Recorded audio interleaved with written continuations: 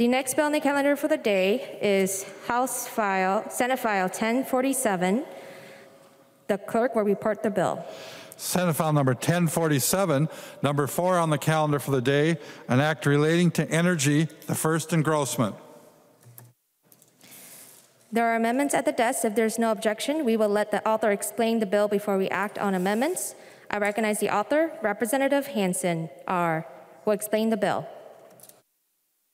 Thank you, Madam Speaker. Senate File 1047 is a compromise, problem solving, and planning for the future bill. If members remember, 2 generations ago, Dutch elm disease swept through our state. And after the elms were all gone, we planted a lot of ash trees, in addition to the black ash that are in northern Minnesota. 12 years ago, many of us were in the chamber when we heard the news that a little green bug had been found in our state, the emerald ash borer. And since that time, the emerald ash borer has spread and done a lot of damage throughout our state.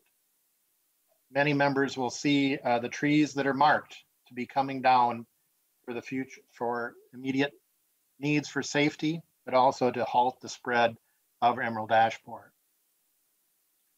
Members, District Energy in St. Paul was set up after the Dutch elm crisis. And now its agreement with Xcel is coming to the end of its 20-year cycle.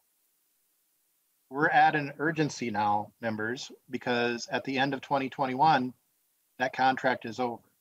What this bill does is it provides direction to the Public Utilities Commission, where it helps out the ratepayers and allows for an additional 2 years where a lot of this wood waste, this emerald ash borer generated wood waste, which this year is estimated at 265,000 tons of wood waste, can go through district energy for cogeneration, for heat, serving the city of St. Paul. So I'm asking for your support. There is an urgent need to adopt this agreement. This agreement's been worked on for almost 2 years, and the time is now to pass it. It did pass the Senate 66-0. And if we can pass this, we can go right to the governor for signature, and the work can continue to deal with the devastation brought in our communities by emerald ash borer. Representative Franson offers the following amendment. The clerk will report the amendment. Franson moves to amend Senate File number 1047, the first engrossment. The amendment is coded A1. I recognize the author of the amendment, Representative Franson, who will explain the amendment. Thank you, Madam Speaker. And would Representative Hansen yield for a series of questions? He will yield. Representative Franson. Thank you, Madam Speaker and Representative Hansen. Representative Hansen, I'm going to ask you a series of questions here. The first one is, I'm just kind of looking at the company structure, and I am just wondering, what role does Evergreen Energy St. Paul play in Senate File 1047? So what role does Evergreen Energy St. Paul play in the contract that you are extending with the District Energy of St. Paul? Representative Hansen R. Thank you, Madam Speaker, and Representative Franson. I do remember this whole series of questions that occurred in the, I believe it was the Climate and Energy Committee. The contract that is in this bill would be District Energy and Xcel would need to go to the Public Utilities Commission. The agreement would need to be vetted and move through that intricate process. So the ownership of different companies, your amendment provides for making it a nonprofit. The agreement is before you, which was worked out. And that is worked out with District Energy. It does have a relationship with Evergreen Energy. The price, I think the bottom line on a couple of these issues is that the ratepayers are saving money with this agreement, and that emerald ash borer infected trees will continue to be resolved through this disposal method, generating electricity and heat through District Energy. Representative Franson. Thank you, Madam Speaker. Representative Hansen. So the green energy I was referencing was Green Energy St. Paul LLC. What does Green Energy Inc., what role does that play in the contract you're extending with the District Energy of St. Paul? Representative Hansen, will you yield? Yes. Representative Hansen. Thank you, Madam Speaker and Representative Franson. Evergreen Energy does not have a role in the power purchase agreement. It's a consulting arm of District Energy. District Energy is a nonprofit. So, and again, what's before us in legislation here is authorizing and giving direction to District Energy and Xcel to go in front of the Public Utilities Commission. Representative Franson. Thank you, Madam Speaker. Representative Hansen, thank you for indulging me in my questions. So then, as I look at this company structure, underneath Evergreen Energy Inc. is EG Services LLC. So what role does that play in the contract you're extending with the District Energy of St. Paul? Representative Hansen. Representative Franson, Madam Speaker, Representative Franson, I have a nice kind of graphic here of company structure that I could share with you if you'd like, but I'm not adept enough at sharing it on my screen right now. So I'm going to try to maybe describe it to you if that's okay, sure. Representative Franson? Yeah, that's great. Okay. So, Madam Speaker, Representative Franson, we have District Energy St. Paul Inc. That below that is Evergreen Energy St. Paul LLC. 100% of that goes over to Evergreen Energy Inc., of which under that is EG Services LLC. If you take the flow chart and it goes to the left of Evergreen Energy St. Paul LLC, EGE St. Paul owns 50%. That goes to St. Paul Cogeneration LLC and Environmental Wood Supply LLC, which then come back to District DTE St. Paul LLC. Representative Franson. Thank you, Madam Speaker and Representative Hansen. Well, Representative Hansen, we are looking at the same company structure sheet, so I think that's exciting. We're on the same page, right? Kind of figuratively speaking here, and literally, but perhaps maybe not on the piece of legislation being on the same page. So then, regarding this, so the St. Paul Cogeneration LLC, Environmental Wood Supply LLC, the DTE St. Paul LLC, do they play a role in the contract you're extending with the District Energy of St. Paul? Representative Hansen, will you continue to yield? Yes, I will. Representative Hansen. Thank you, Madam Speaker and Representative Franson. I think you are correct. We do share a birthday as well as sharing the flow chart that's in front of us. I think we're probably just drawing different conclusions from it. I think the important part of the flow chart is that it's what makes this deal work.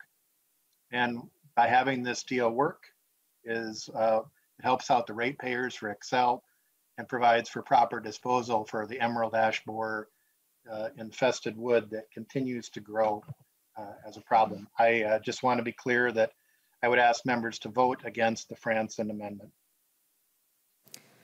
Representative Franson. Thank you, Madam Speaker. I have another question for Representative Hansen, who I do share a birthday with, which is extremely exciting for both of us, I'm sure. Representative Hansen, will you continue? So just curiosity here, under this bill that you have, the contract that's being extended, where does the money go, or who benefits? Representative Hansen, will you yield? Yes, I will. Representative Hansen. Thank you, Madam Speaker and Representative Franson.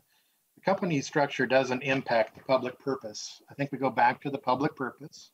This is going to help save the ratepayers money, and it's going to help provide for proper disposal of an increasing amount, at least for 2 years, increasing amount of emerald ash borer infested wood. Representative The Franson. public purpose, The public purpose is why this bill is here. Representative Franson. Thank you, Madam Speaker, and Representative Hansen. The savings to the taxpayers, to the ratepayers, is intriguing to me. Do you know?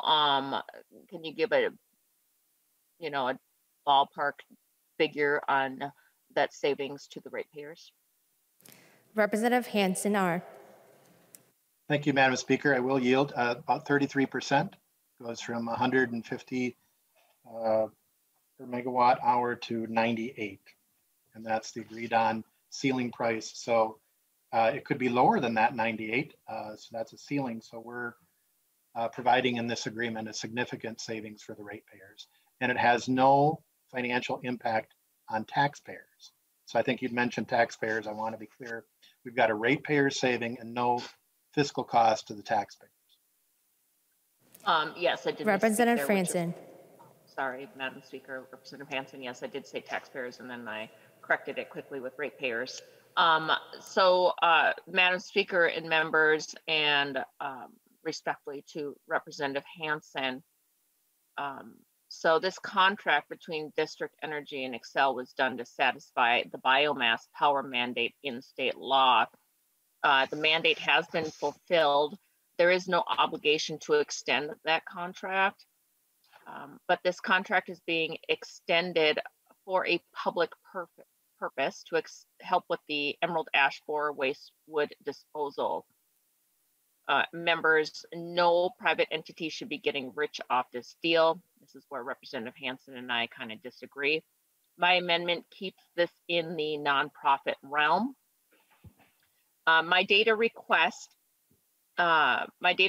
reveals that the real benefactors will be companies known as Evergreen LLC, Environmental Wood Waste LLC, and the DTE Energy. The last company is a big Michigan-based energy company, the old Detroit Edison. So my question is to the body, why are we sending money out of state to big profitable corporations? So I'm going to ask for a roll call on my amendment, and I'm asking for members to support this amendment. Thank you. A roll call being requested. Do I see 15 hands? Seeing 15 hands, a roll call will be issued. Any further discussion? If not, the clerk will take the roll on the amendment.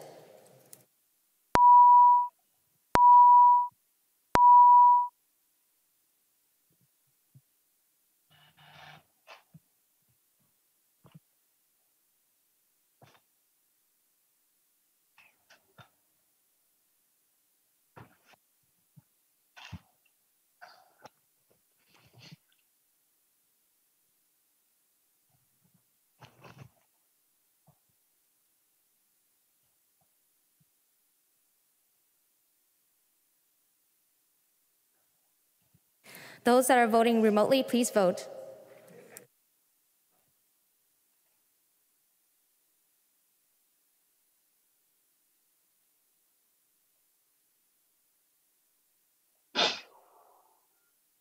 Will the clerk call the names of all those members who haven't voted yet?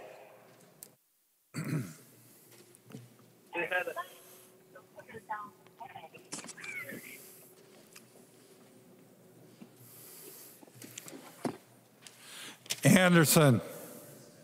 Anderson, aye. Anderson, aye. Backer. Backer, aye. Backer, aye. Baker. Baker, yes. Baker, aye. Erickson. Erickson, aye. Erickson, aye. Garofalo. Garofalo, aye. Garofalo, aye. Grossel. Grossel, aye. Grossel, aye. Gruenhagen. Gruenhagen, aye. Gruenhagen, aye. Hamilton. Hamilton, aye. Hamilton, aye. Hanson, J. Hanson J, no. Hanson, J, no. Hassan. Hassan, no. Hassan, no. Hausman. Hausman, no. Hausman, no. Heinrich. Heinrich, aye. Heinrich, aye. Hertas. Hertas, aye. Hertas, aye. Hewitt. Hewitt, no. Hewitt, no. Johnson. Johnson, aye. Johnson, aye. Kosnick.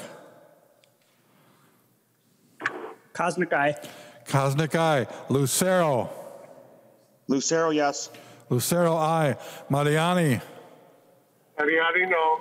Mariani, no. McDonald. McDonald, aye. McDonald, aye. Moran. Moran, no.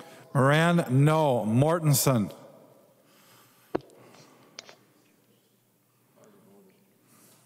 Nelson, N. Nelson, and I. Nelson, N, I. New Brindley. New Brindley, aye. New Brindley, I. Pearson. Pearson, aye. Pearson, I. Sandsted. Sandsted, no. Sandsted, no. Sundin. Sundin, no. Sundin, no. Tice. Tice, aye. Tice, I. Thompson. Thompson, no. Thompson, no. Vang. Vang, no. Vang, no. Have all those members voted who wish to vote? The clerk will close the roll.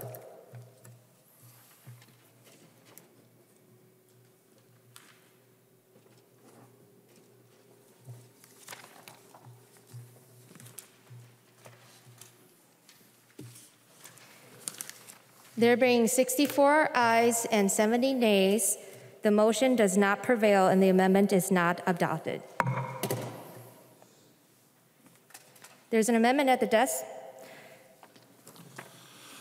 Swedzinski moves to amend Senate File number 1047, the first engrossment. The amendment is coded A2. I recognize the author of the amendment, Representative Swedzinski. Excuse me. Thank you, Madam Speaker. Thank you, Will members. explain the amendment. Yes, the A2 amendment is pretty straightforward. It would just simply, we heard in the previous conversation with Representative Franzen and Representative Hansen, who, in case you forgot, share a birthday, would potentially lower the amount paid by XL ratepayers from approximately 150 to this 98 megawatt hour. And my amendment would even go a little bit further. And I think ratepayers, having paid such an exorbitant amount for their power through this is one of the most expensive power generation units in the state, deserve even more relief. This is an opportunity to move it up to 98 to 80. And your constituents would appreciate it. The businesses in your district would appreciate it. And, just from further conversations, this contract extension is not an arm's length real transaction. Who's to say that the correct price, what it should be? There really was no bidding. Oftentimes we're seeing how XL will try to bid prices to try to get certain energy at the best possible price. Representative Franzen has requested financial statements and has been refused. We really don't know. I think maybe we can have a good estimate of who may be profiting from this deal, but not how much. Even at $80, this contract will still be one of the most expensive contracts on the system. And, I just think ratepayers deserve, with the expensive energy across the board from Biden's energy policies, deserve even more relief. And I think this would help with that relief. And I would ask for a roll call. Thank you. A roll call being requested. Do I see 15 hands? There are 15 hands. A roll call will be issued. Any further discussion? Madam Speaker. Representative Hansen R. Thank you, Madam Speaker. I would oppose the amendment. As discussed in the previous amendment, this agreement is a 2-year extension. It provides ratepayers with a significant reduction in those rates, and it provides a public purpose for properly disposing of emerald ash borer infected trees. That's a service that is going to impact the businesses and the communities that Representative Swedzinski was referencing. So I would ask for your opposition to this amendment. We have the deal that is here. We can pass the bill and it goes to the governor, and the work can be begun with the PUC. So oppose this Wazinski amendment. Is there any further discussion? If not, the clerk will take the roll on the amendment.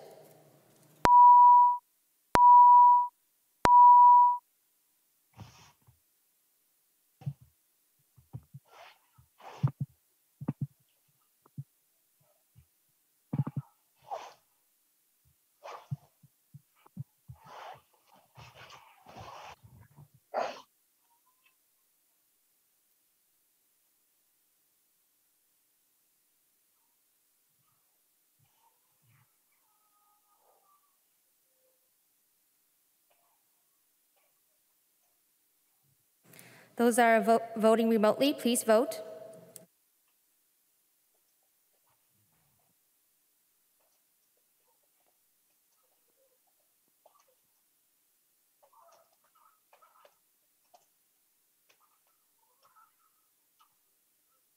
Will the clerk call the names of all those members who haven't voted yet?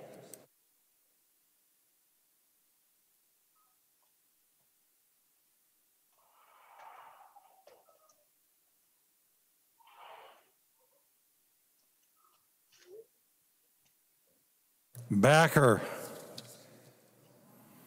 Backer votes aye. Backer, aye. Baker. Baker, aye. Baker, aye. Erickson. Erickson, aye. Erickson, aye. Garofalo. Garofalo, aye. Garofalo, aye. Grossel. Grossel, aye. Grossel, aye. Gruenhagen. Gruenhagen, aye. Gruenhagen, aye. Hamilton. Hamilton, aye. Hamilton, aye. Hanson, J. J, no. Hanson, J, no. Hassan. Hassan, no. Hassan, no. Hausman. Hausman, no.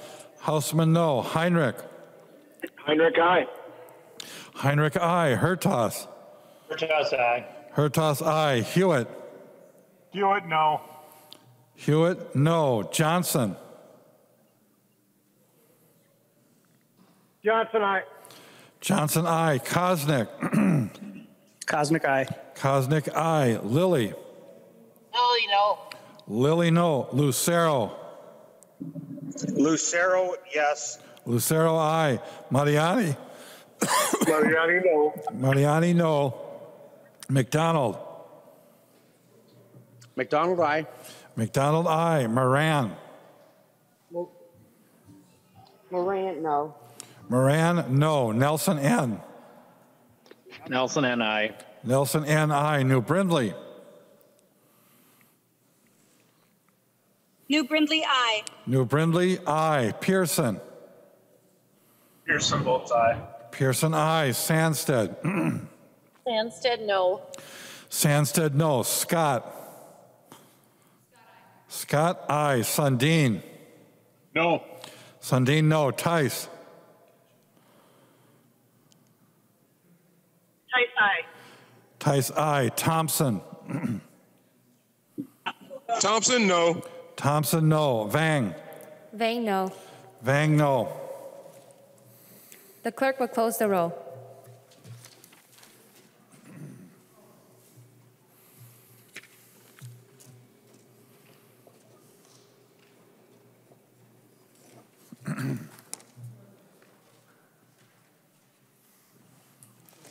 There being 64 ayes and 70 nays, the amendment does not pass. The motion does not prevail, and the amendment is not adopted.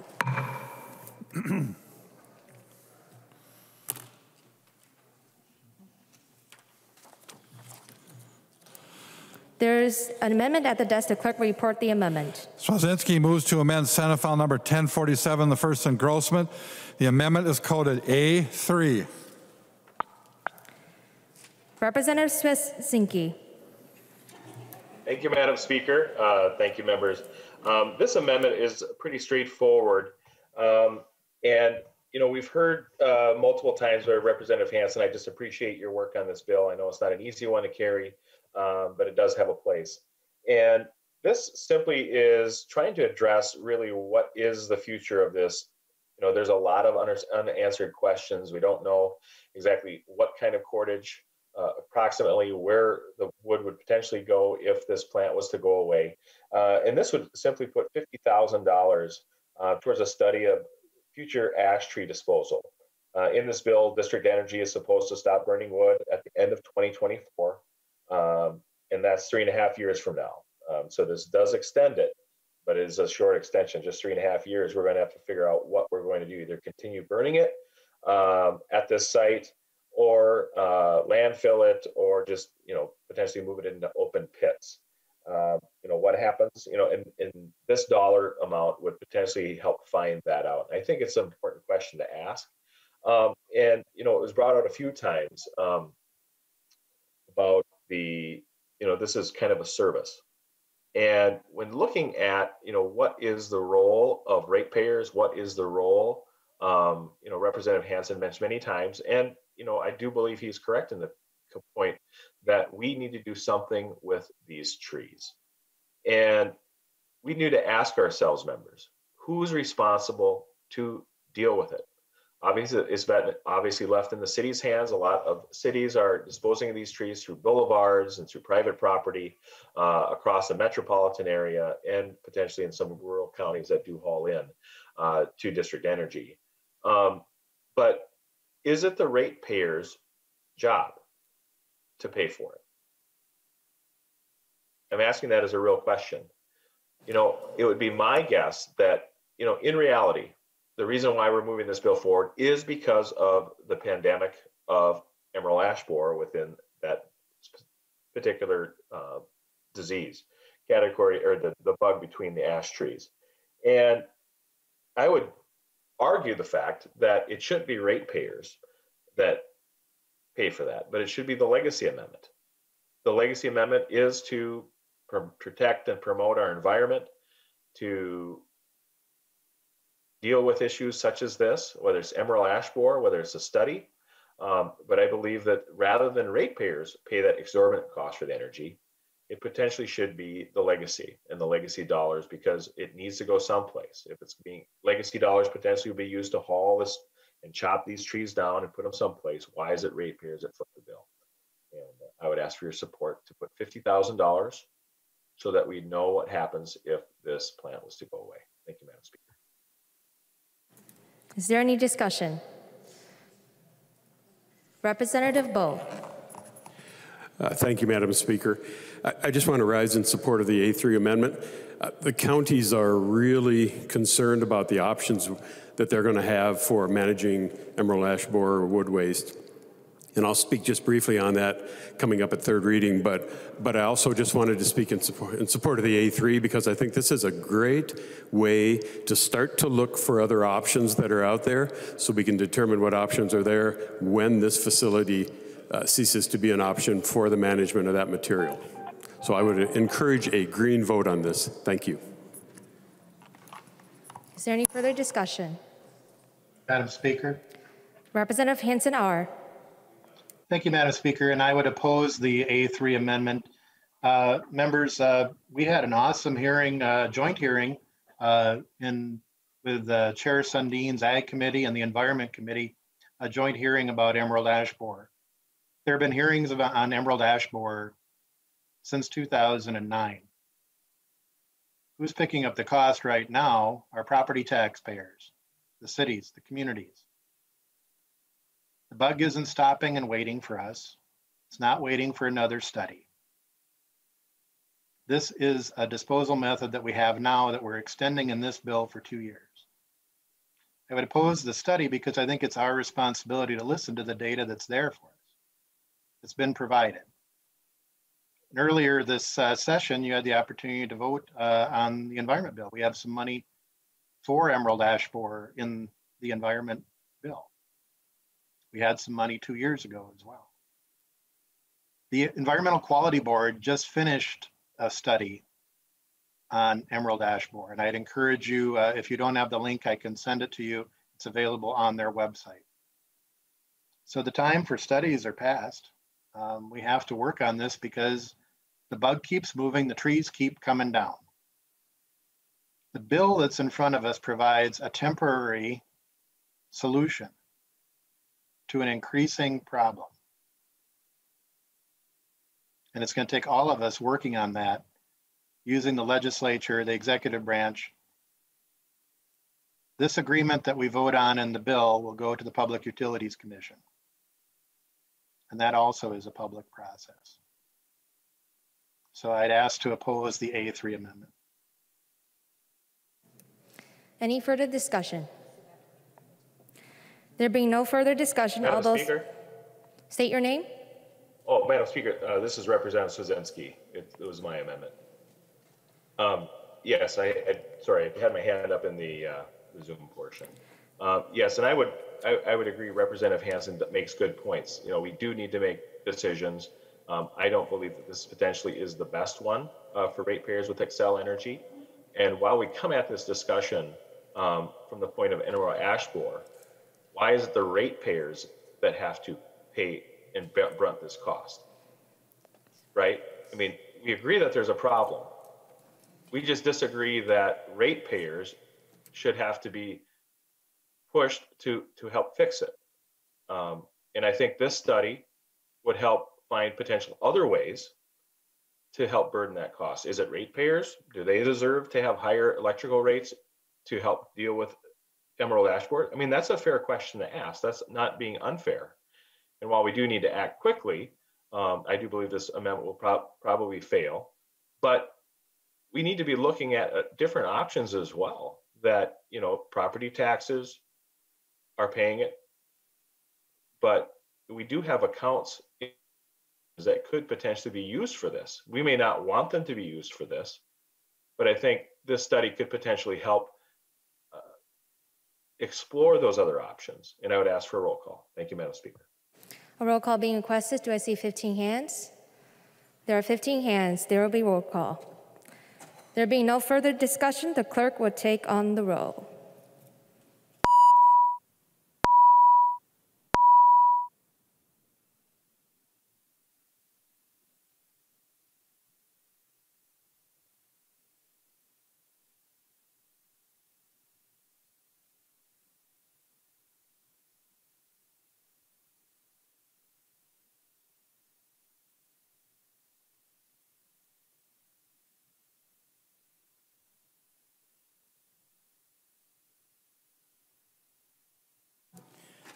Members, please vote.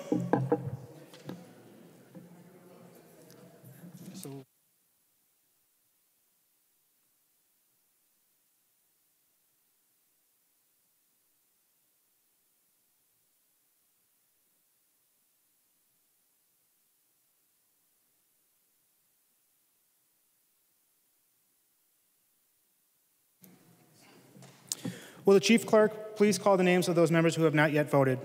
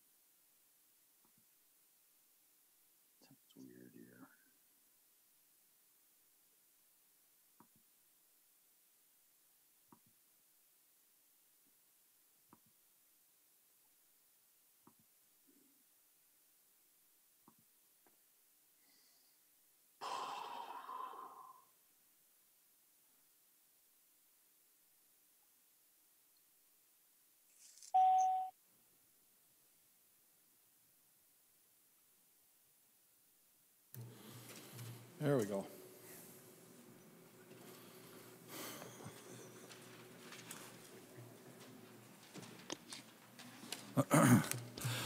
Backer. Backer votes aye. Backer, aye. Baker. Baker, aye. Baker, aye. Erickson. Erickson, aye. Erickson, aye. Garofalo. Garofalo, aye. Garofalo, aye. Grossel. Grossel, aye. Grossel, aye. Gruenhagen. Gruenhagen, aye. Gruenhagen, aye. Hamilton. Hamilton, aye. Hamilton, I. Hassan. Hassan, no. Hassan, no. Hausman. Hausman, no. Hausman, no. Heinrich. Heinrich, aye. Heinrich, I. Hertas. Hertas, no. Hertas, no. Hewitt. Hewitt, no. Hewitt, no. Johnson. Johnson, aye. Johnson, I. Lucero. Lucero, yes. Lucero, I. McDonald.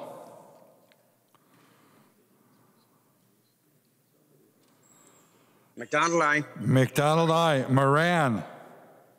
Moran, no. Moran, no. Nelson, N. Nelson and I. Nelson, N. I. New Brindley. New Brindley, I. New Brindley, I. Pearson. Pearson, aye. Pearson, I. Sandsted. Sandsted, no. Sandsted, no. Sundin. Sundin, no. Sundin, no. Tice.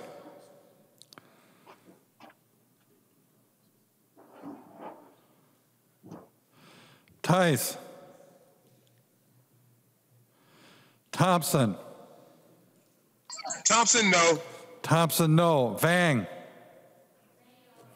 Vang, no. The clerk will close the roll. Tice, aye. Tice, aye.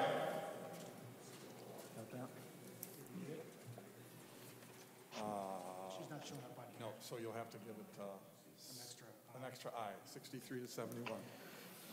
There being 63 ayes and 71 nays, the amendment does not, the motion does not prevail and the amendment is not adopted. There are no further amendments at the desk. We will move to third reading. Third reading. Third reading, Senate File number 1047. The representative from Carver, Representative Bowe. Thank you, Mr. Speaker.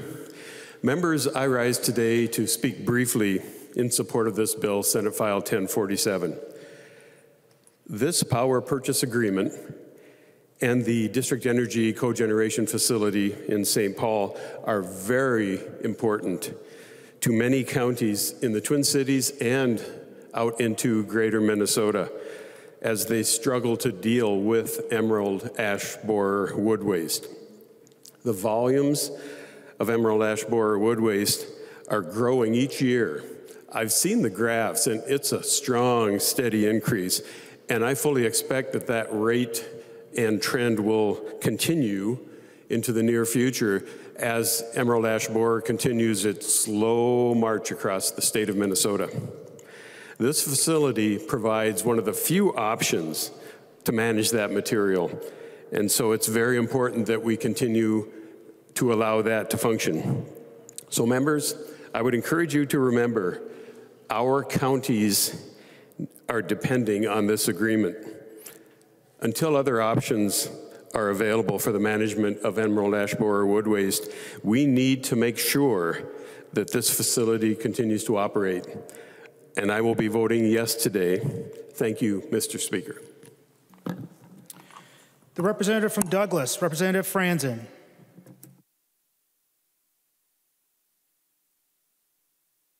Thank you, Mr. Speaker and members.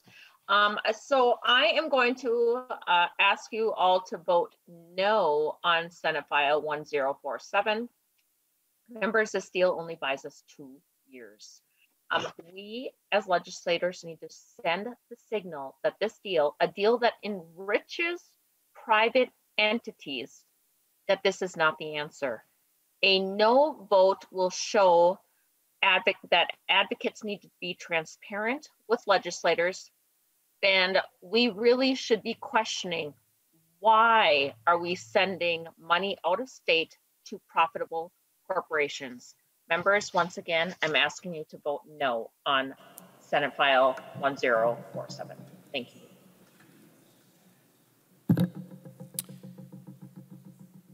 The representative from Menominee, Representative Green.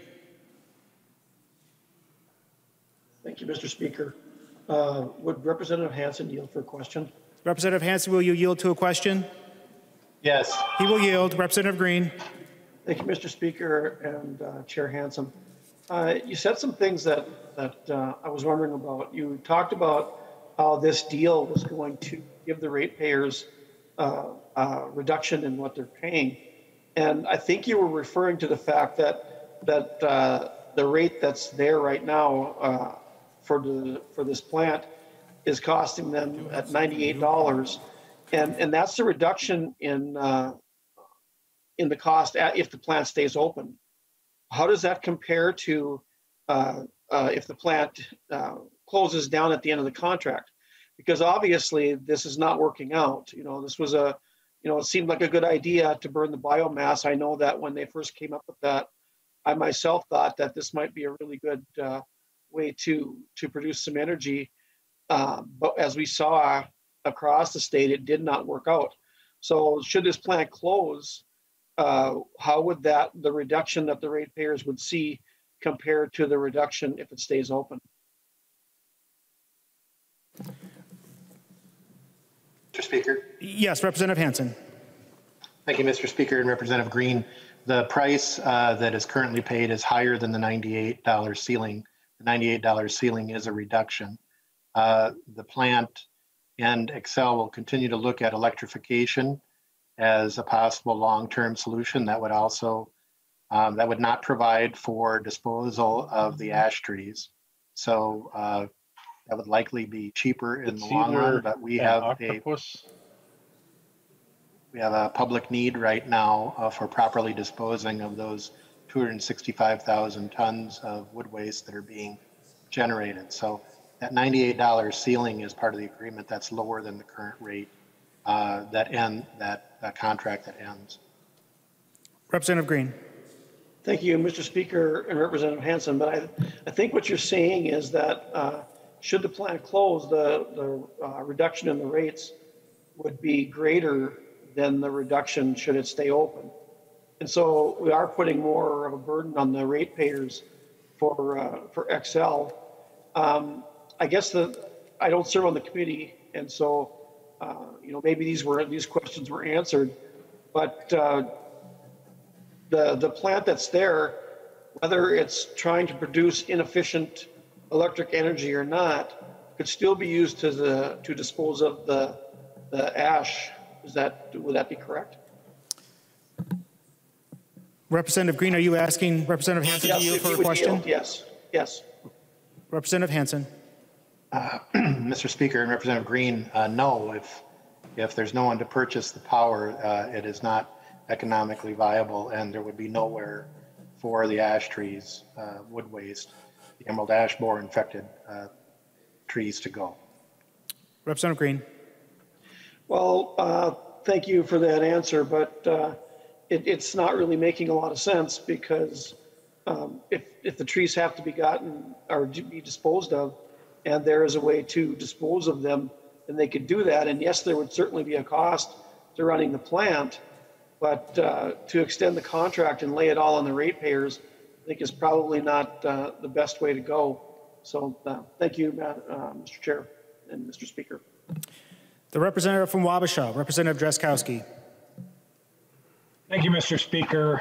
Interesting discussion, members. I don't serve on this committee, but I was here in 2009 when we had the first hearing on emerald ash borer. And Representative Hansen, you were here too. I remember we were in the Environment Committee. There was a scientist here who was the most knowledgeable individual about emerald ash borer. And I remember talking to him and asking him questions in committee about what was going to happen in Ohio and Indiana, that on his colored map were turning all red.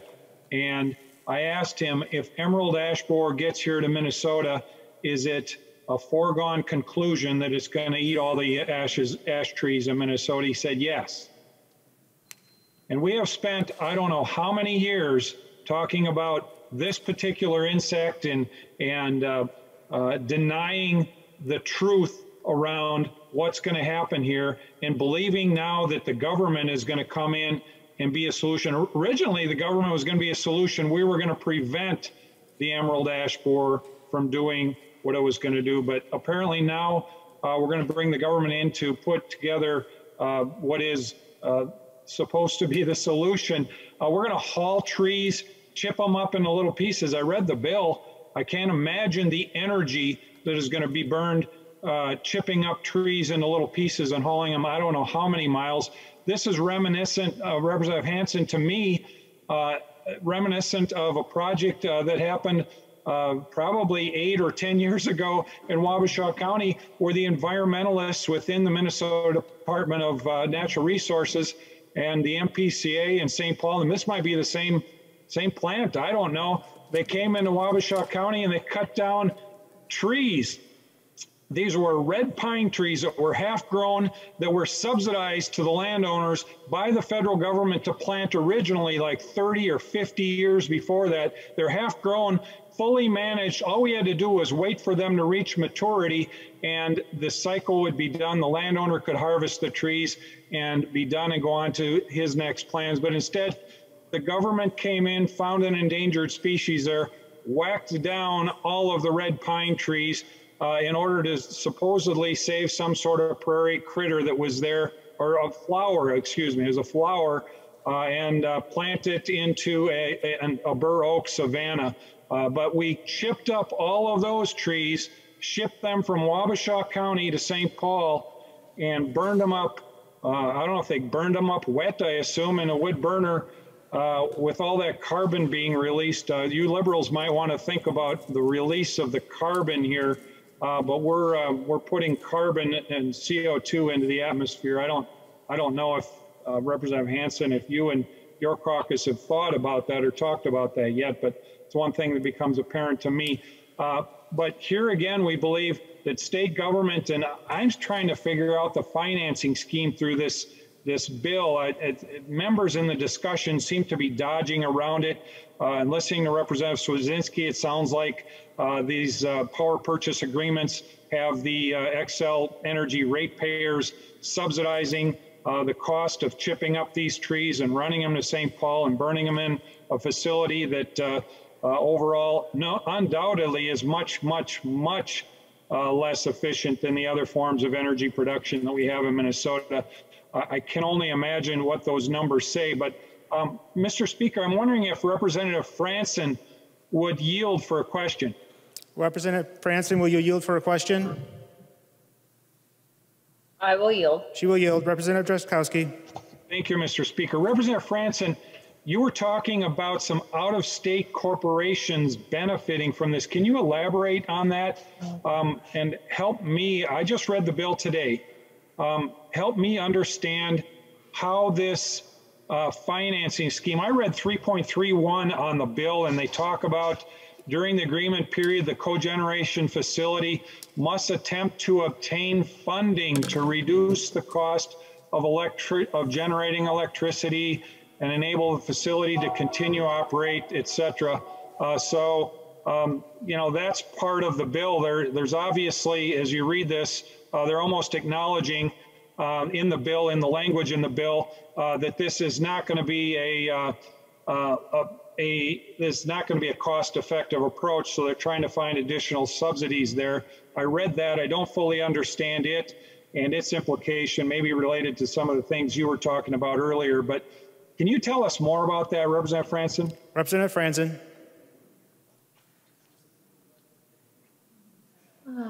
Thank you. Thank you, Representative Drazkowski. I'm so glad you know that I like to yield on the House floor. But anyway, just by doing a little Google search on the DTE Energy of St. Paul, DTE, here on that company structure here, which I'm not supposed to use props, so I won't. But DTE Energy is a Detroit-based diversified energy company involved in the development and management of energy-related businesses and services in the United States and Canada. And this, in regard to your other questions that you have, I unfortunately don't know because they would not answer the questions in committee. Representative Drazkowski. Thank you, Mr. Speaker. Thank you, Representative Franson. There's a lot of mystery members around this bill. I don't know why people are not more forthcoming with the details of how it's financed. And who's going to be holding the bag, whether it's going to be the ratepayers or the taxpayers, or who it's going to be, and where the money's going to flow for this. Would Representative Hansen yield, Mr. Speaker? Representative Hansen, will you yield for a question? Yes, I will. He will yield. Representative Drazkowski. Thank you, Mr. Speaker. Representative Hansen, can you shed some light on that? Can you draw for us a mental image of what the financing looks like for this? So I'm going to start off.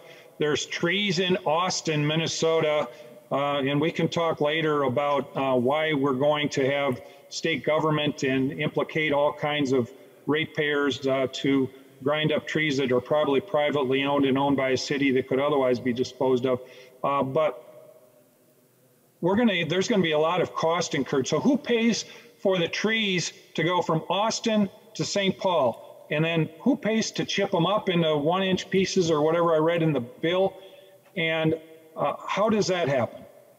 Representative Hansen. Thank you, Mr. Speaker and Representative Drazkowski. Yes, I do remember 2009 and those hearings, and we could have taken greater action to actually contain the pest. But then control changed, and there were years that went by where there was no investment from those initial grants that were provided in 2009. The reason it's chipped is because the little critter has to be chopped up. If you haul the whole wood, the whole tree, the bug is in there, and you're transporting the pest. You're moving the pest with the transportation. So what's happening with the trees now? Okay, let's say you've got a tree in your boulevard, and that tree comes down. Maybe it's the city that comes and takes it. Maybe you've got a private tree on your own private property that comes down, and it goes somewhere. Well, it probably is being hauled by the city or hauled by a private company. If you're in the greater metro area, it's being hauled there because there's a distance with transportation that makes it uneconomical if you're too far out, and has a greater carbon impact if you're too far out. So it comes there, it goes to the wood yard, and then it's processed. If it's local and it's a whole tree within that zone, or whether it's chopped up and made easier to transport, it gets to District Energy in downtown St. Paul. I think you probably drive by that all the time, Representative Drazkowski. So right now, people are paying, but it doesn't just magically disappear. When we go back to the options that we had with Dutch elm disease 2 generations ago, they were burnt in the open burning of large amounts of trees. The smoke filled the valley in the Mississippi there when they would burn the trees down in the floodplain. That's not an option anymore. They were landfilled. That's not an option anymore. We can't mulch 265,000 tons of ash. We can't build baseball bats out of 265,000 tons annually of ash. So the question of who pays, we're in an emergency right now. If this contract, the existing contract, stops, that's it. And that wood is going to pile up. So this 2-year extension buys us some time.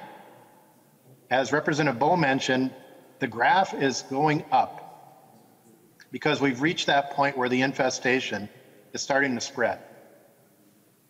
And heaven help us when it gets into the black ash in northern Minnesota and the ecological devastation there.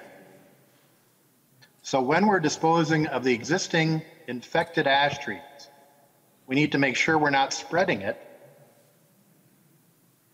we're containing it, and that we're able to properly dispose of those trees.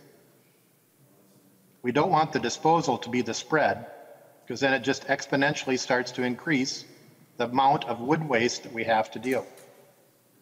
This is a real problem. 12 years we've been dealing with this. The insect is going to continue to come, and the trees are going to continue to come down. And this is buying us a short-term solution. Yes, the ratepayers are paying. They're paying less than they are paying right now under this agreement. The agreement has to go to the PUC. It'll be vetted. Whether it's sound or not, it's going to be a public process. That's what is going to happen. And what we're doing here with this bill that I would ask you please to support is provide that direction to the PUC to try to give 2 more years where we can handle this and try to find some additional options in a decreasing opportunity of properly disposing of ash trees. Prevention is better than cleanup. We've missed much of the prevention opportunities. We're now in containment, but the cleanup is going to last for generations. So I ask for your support for the bill. Representative Drazkowski. Thank you, Mr. Speaker. Thank you, Representative Hansen. So the ratepayers are paying for this. Xcel Energy ratepayers, as we prop up this St. Paul plant, apparently is what I'm gathering. Well, I don't buy it, Representative Hansen, that local communities can't take care of this problem. Whether the smoke goes into the air in St. Paul or Austin or Moorhead or wherever it goes into the air, it's going to go into the air. And you know what? Burning is a normal thing that happens in nature. It happens for generations. It's happened for millions and millions of years. Now we got to stop the denial. And so we've got a collectivist approach to this issue when an approach where each community and each individual could take care of their own trees. If I own a tree that dies, whether it's an ash or an oak or a cherry or whatever it is, a black walnut, first of all, I'll figure out if I can sell it. If I can't sell it, it's my job to get rid of it. So I'll contract with a local farmer. Maybe we'll put some wood out on his field and light a fire. Now, Representative Hansen, if you'd yield again, if he would, Mr. Speaker. Representative Hansen, will you yield? Yes, I will. He will yield. Representative Drazkowski. Mr. Speaker, Representative Hansen, why can't a farmer burn this in a pile in his field? Do we have prohibition against that in this state where nothing's allowed? Representative Hansen. 265,000 tons annually. Representative Drazkowski. Well, thank you, Mr. Speaker. Representative Hansen, you didn't answer the question. We could have an approach that individuals in cities can take care of this themselves.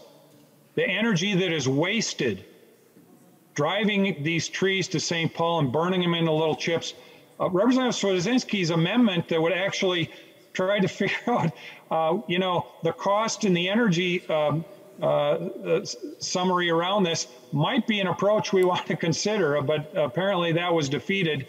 There's already a decision that's being made by the House Majority Democrats to chip up all these trees and commandeer all the trees from a centralized government, bring them to St. Paul, and have the Xcel ratepayers pay for the exorbitant cost of doing this. The reality is that common sense is again a victim, Representative Hansen. Let's let the local communities figure it out for their trees in their cities. Let's let the individuals be responsible for the tree in their yard. It's my responsibility for my tree. It's not yours. It's not the speaker's. It's not anybody else's responsibility. It's not an Xcel ratepayer's responsibility for the tree in my yard. Please vote no. Thank you, Mr. Speaker.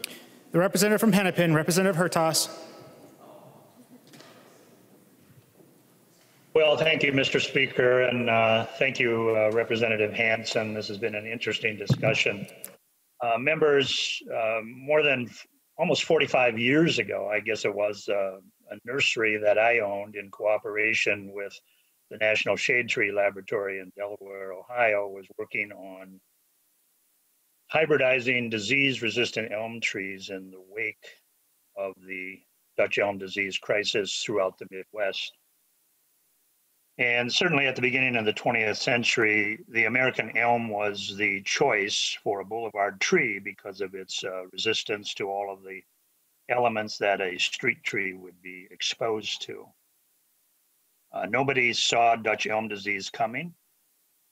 When it came, it was devastating and it was destroying the urban forest.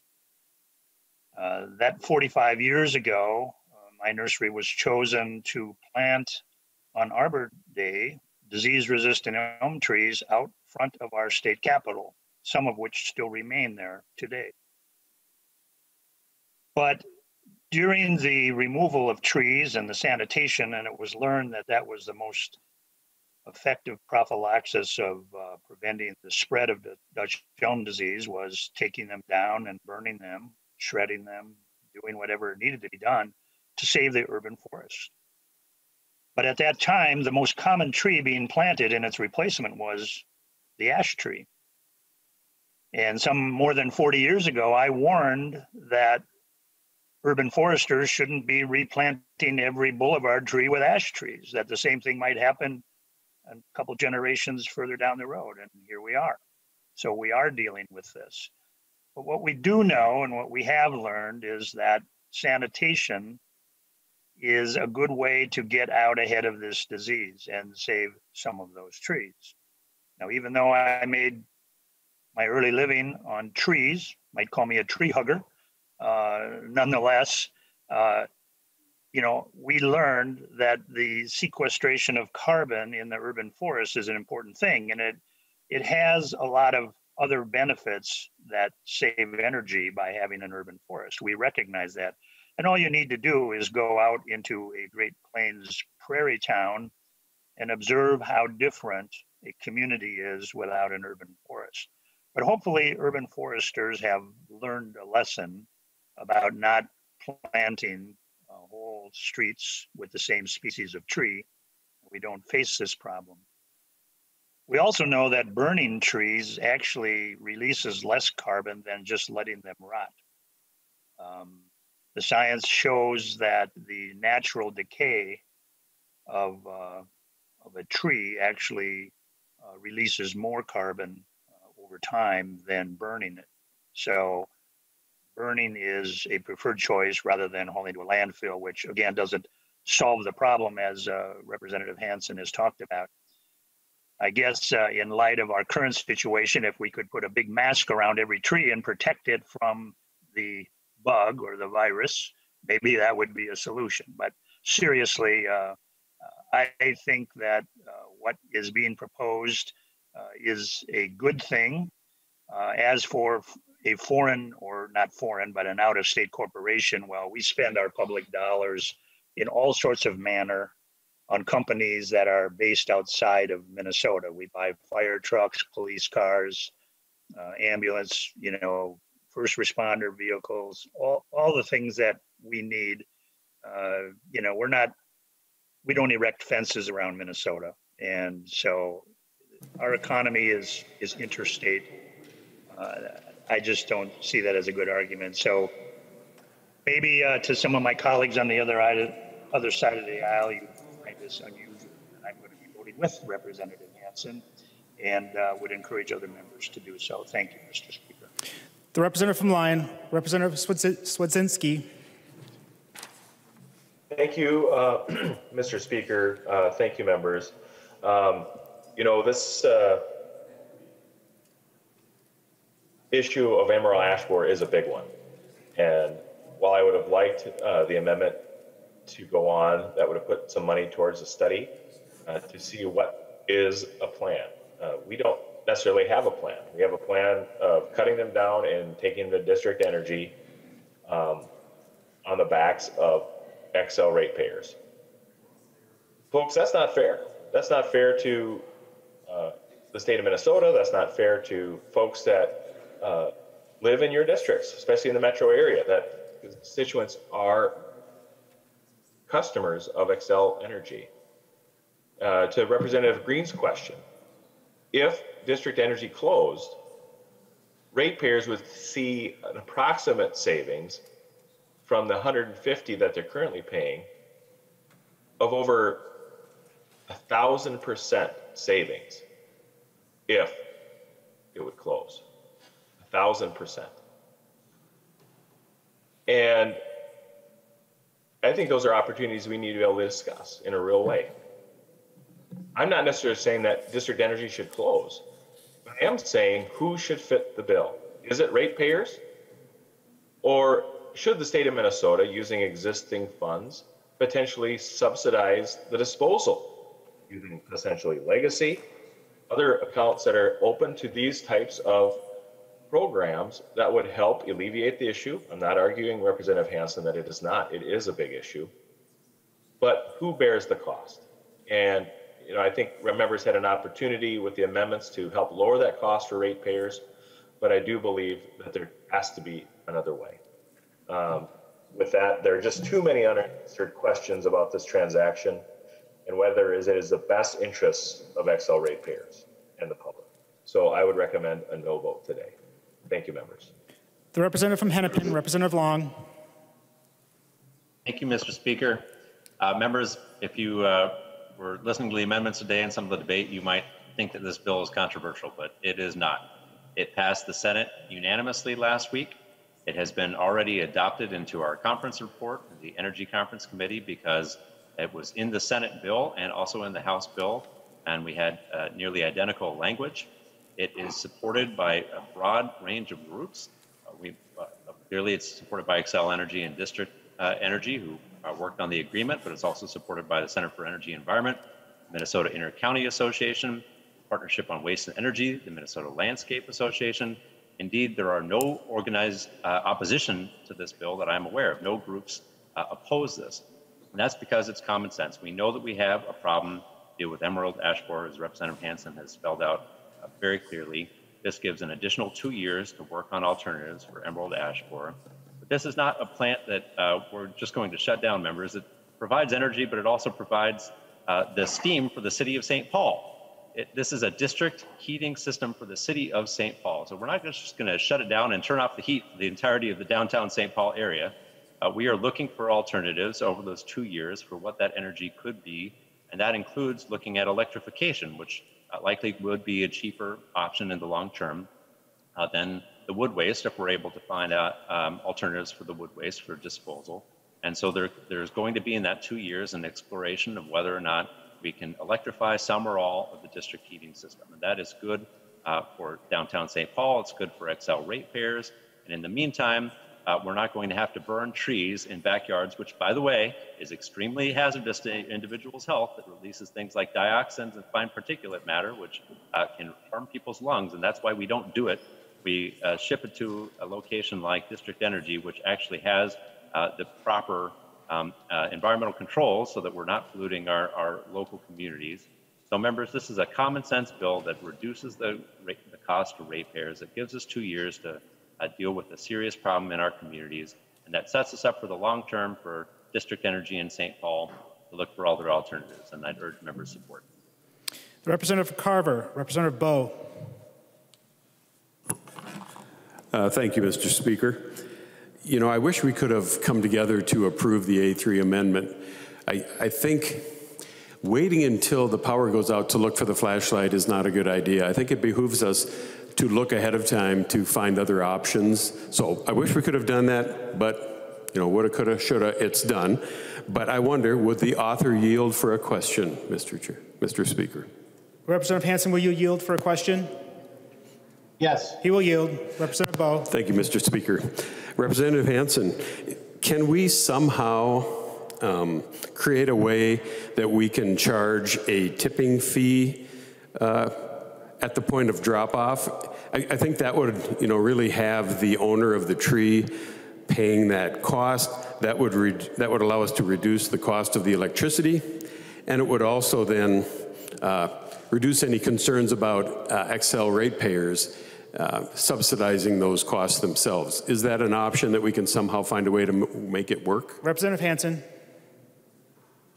Mr. Speaker, and Representative Bowe, not in this bill.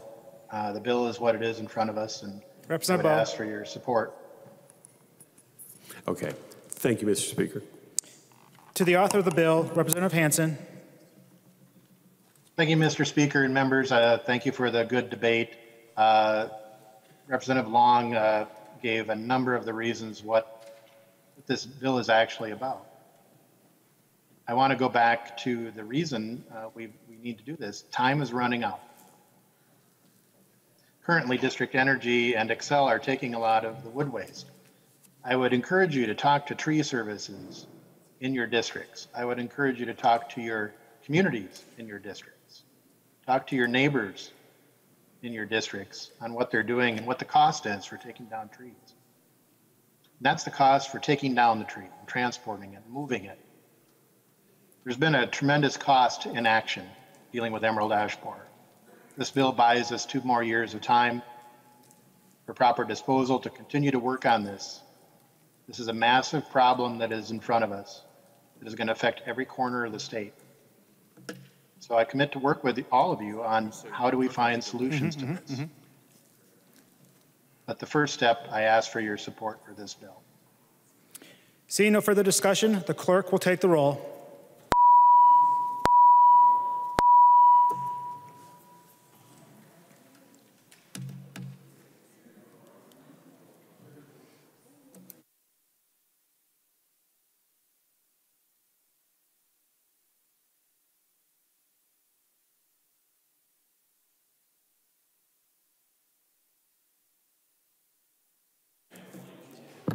Members, please vote.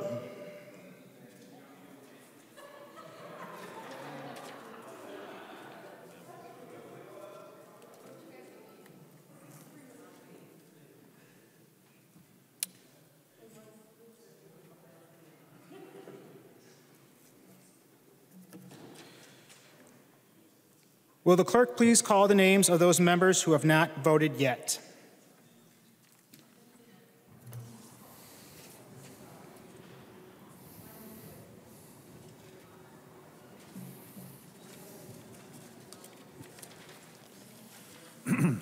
Anderson. Anderson, aye. Anderson, aye. Backer. Backer, no. Backer, no. Baker. Baker. Erickson. Erickson, no. Erickson, no. Gruenhagen. Gruenhagen, no. Gruenhagen, no. Hamilton. Hamilton, no. Hamilton, no. Hausman. Hausman, aye. Hausman, aye. Heinrich. Heinrich, no. Heinrich, no. Hertas. Hertas, aye. Hertas, aye. Hewitt. Hewitt, aye. Hewitt, aye. Igo. Igo, no. Igo, no. Johnson. Johnson, no. Johnson, no. Lucero. Lucero, no. Lucero, no. McDonald. McDonald, no. McDonald, no. Moran. Moran, yes. Moran, aye. Nash. Even like with the filter for the Nash. like putting salt. No, or like putting Nelson N. Nelson N, no. Nelson N, no. New Brindley. New Brindley, no. New Brindley, no. Pulowski.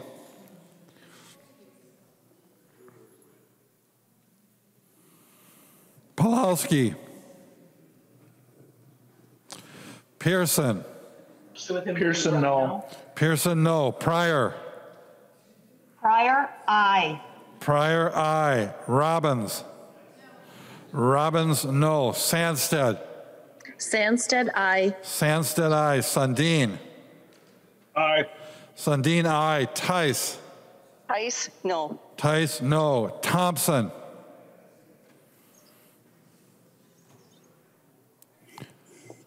Thompson. aye. Thompson, aye. Baker votes aye. Baker votes aye. Nash. Nash votes no. The clerk will close the roll.